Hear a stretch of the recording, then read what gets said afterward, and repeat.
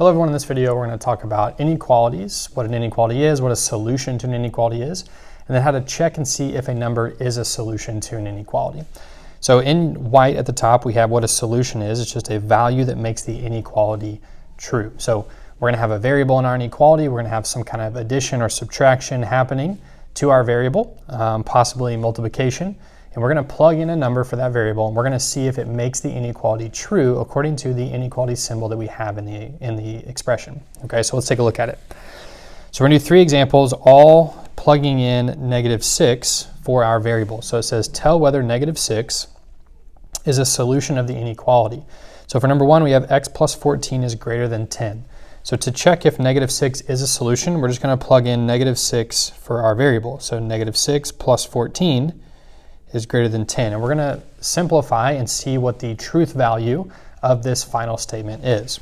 So what is -6 plus 14? Well, that would be 8.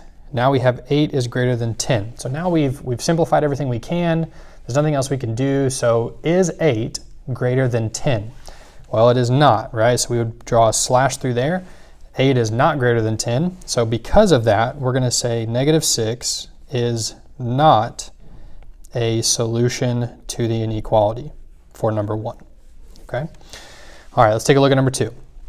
3 minus 2x is greater than or equal to -18. So once again, we're going to plug in our -6 here. So we have 3. This is like -2 times -6 greater than or equal to -18. Now notice what's going to happen. We have a -2 times a -6. That's going to become plus, right? So 3 plus 12 to -2 times 6 would be +12 is greater than or equal to -18. We can still simplify on the left side because 3 plus 12 is 15. So we get 15 is greater than or equal to -18. Now we evaluate, is 15 greater than or equal to -18? Well, it's greater than, right? So we say that is true.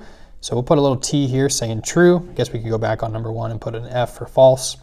So now, what does that statement being true mean for the question they asked us? Well, it means that -6, or whatever number we plugged in for x, -6 is a solution to this inequality.